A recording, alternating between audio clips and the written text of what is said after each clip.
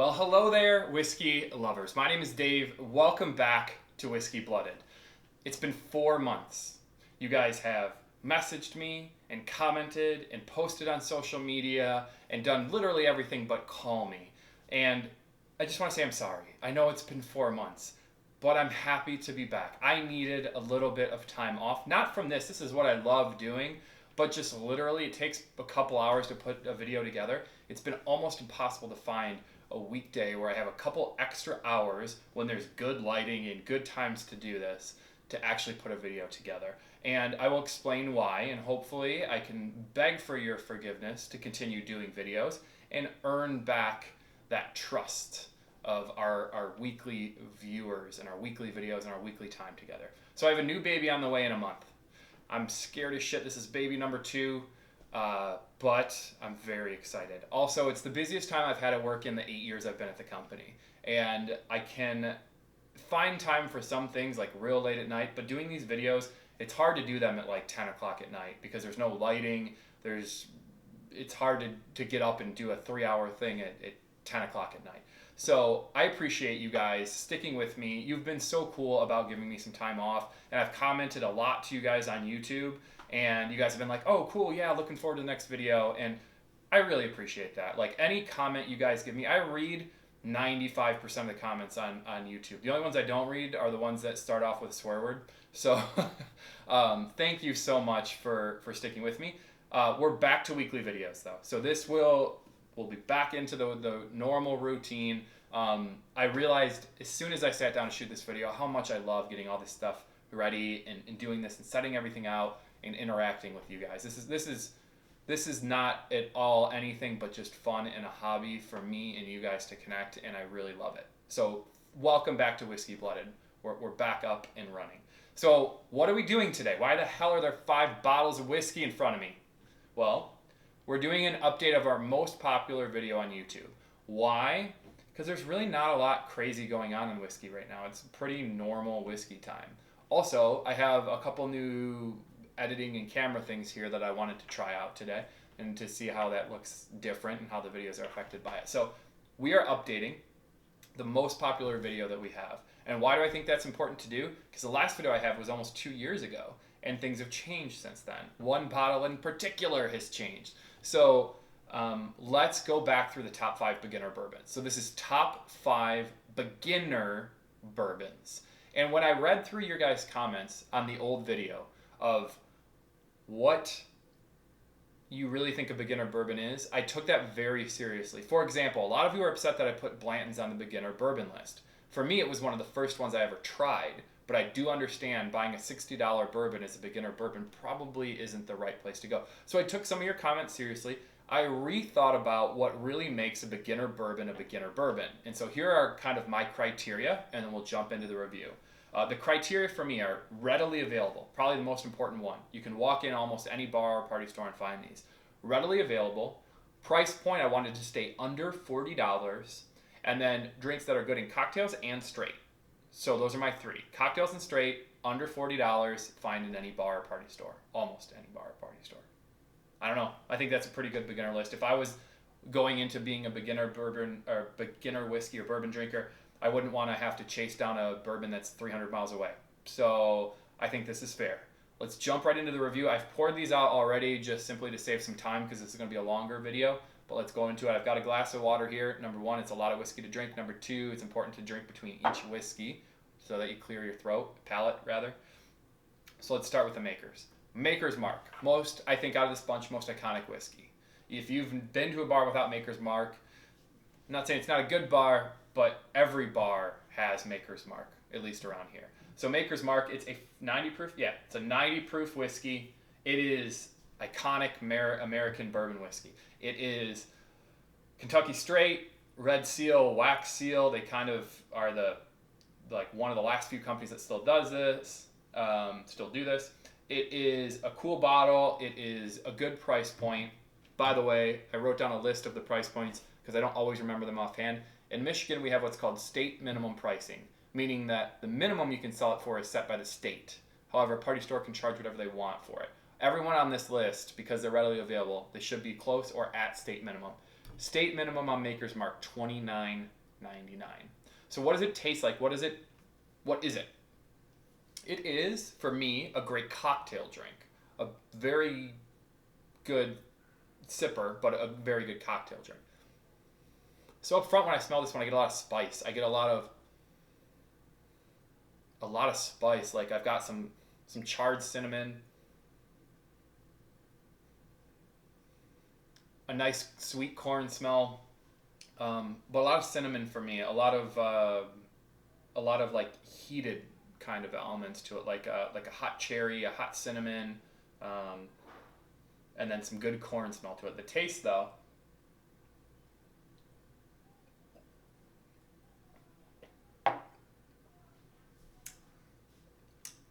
the taste on this one up front, for me, it's very bourbon. It's a lot of corn. It's a lot of vanilla, a little bit of vanilla. It's some good light fruits, but the middle and the finish bring in that burn. They bring in the spice. They bring in a little bit of that kind of barrel char taste. They bring in some of that hotter, like a hot candied, hot cherry kind of mention that I had on the nose. So why do I like this whiskey? I think it's one of the best on this list for cocktails because it's a good balance between smooth on the front and spicy on the end. And I think that when you put a drink in a cocktail, you need to have some character to it. It's got to be bold. It's got to have a little bit of that spice or it's just going to get lost in the drink. So let's do some water and move on to the next one. Second whiskey, Buffalo Trace. Buffalo Trace, once again, one of the most iconic out there. Buffalo Trace Distillery, one of the most coveted distilleries out there. Buffalo Trace is $26.99 in the state of Michigan, so it's a good value. This one, probably one of my favorite whiskeys to recommend someone that wants to try their first straight drink. Why do I recommend that? Up front, it's a nice, this kind of corn smell. It's got a lot more fruit, a lot more light fruit smell to this than the Maker's Mark.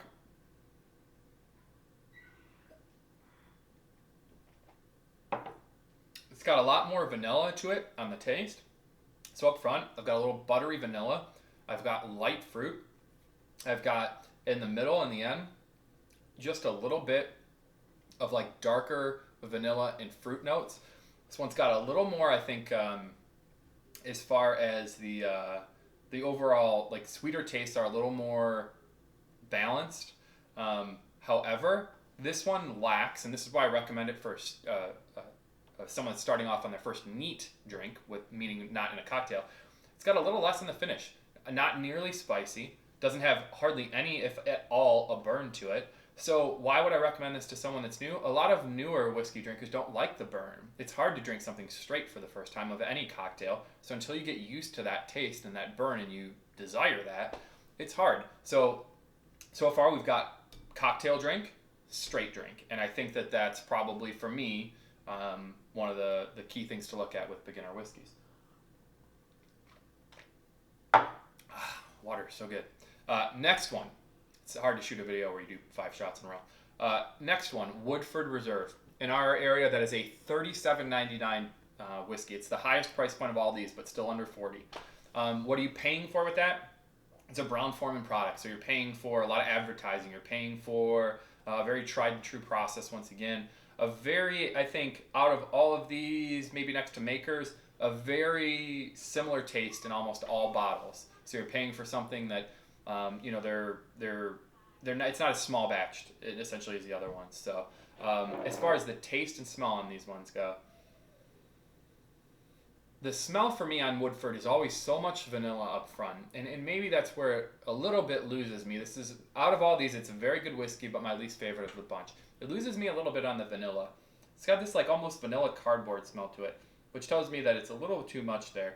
And that's probably the age, right? Like if you look at a chart of whiskey, the flavor profiles change as the years go on. So you'll find characteristic or similar characteristics in different ages. So like a 10-year-old whiskey will have more similarities with other whiskeys than a 6-year-old whiskey will have more similarities with a 6-year-old whiskey. So that's definitely something a little bit closer to a younger whiskey, I think. But it's a cool thing. The vanilla, I mean, it's actually probably what really draws a lot of people. It's a lot of vanilla, a lot of like candied, like it's like candied apple in here to me.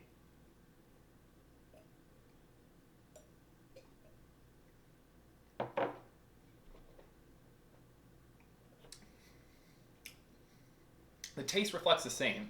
I mean, it really does. It's candied apples. It's very small amount of like cinnamon cherry, but mostly vanilla up front. Vanilla, buttery, very smooth on the front. A little more bite on the end than the Buffalo Trace, not quite as much as the Makers. The bite comes through. I think a little more interaction. They probably use a slightly more charred barrel with this. So we got a little bit, I think, more barrel char on that one. But definitely a very good, neat drinking whiskey. Probably one of the most popular first straight neat drinks that most bourbon drinkers go for. Or beginner bourbon drinkers. So when they're trying some of their first straight stuff, this and this I think are most popular. This bottle, the next one, is why I decided to update this video. One of the reasons. Elijah Craig dropped their 12-year age statement. Are we bashing Elijah Craig here? No, we're not. Anything for a good company is continuing to produce a good product. It is a $29.99 bottle.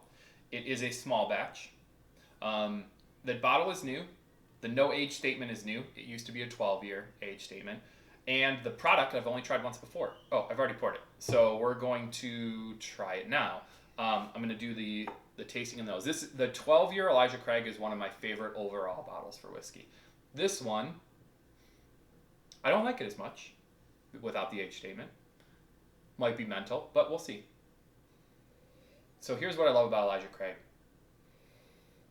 The nose is the best of all of these. The nose is the best nose for anything at this price point. It is a great interaction between corn and sweet, spicy, barrel char,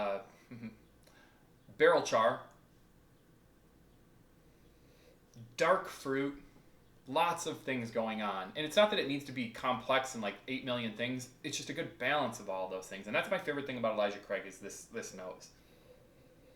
I mean, it's just great. It's like smelling a charred cherry, like a perfectly charred cherry. And it's fantastic to me.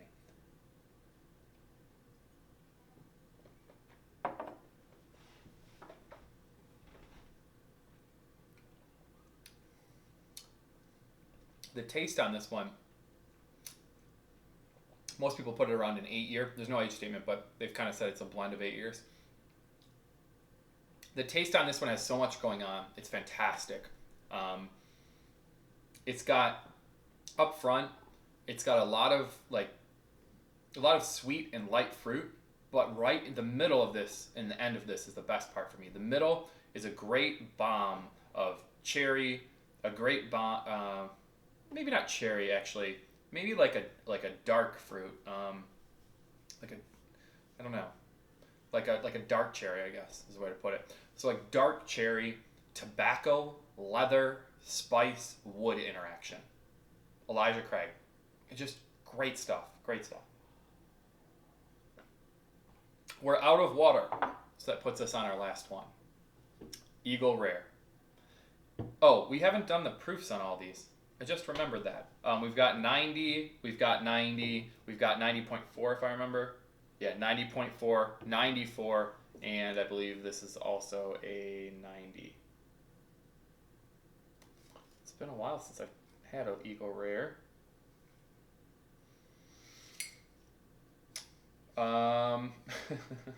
Where is it? Yeah, 90. So, Eagle Rare. Only one with an age statement. 10-year-old. Love it. Love 10-year-old age statement. Love an age statement at all on whiskey nowadays. Cool bottle. How do you get more iconic than an eagle on the front of your whiskey for an American bourbon? The smell on this one is just, once again, it's incredible. It's like a butter bomb up front. It tastes like, or it noses like butter. It noses like butter and vanilla and light apple, sort of like the Elijah Craig. It lacks a little bit of that spice smell in the taste too. I already know this lacks a little bit of that. But up front, it's got that really nice buttery smell to it. Think of like a pear, a, like a butter and a pear, and maybe a little bit of that darker cherry smell. And as far as the taste goes,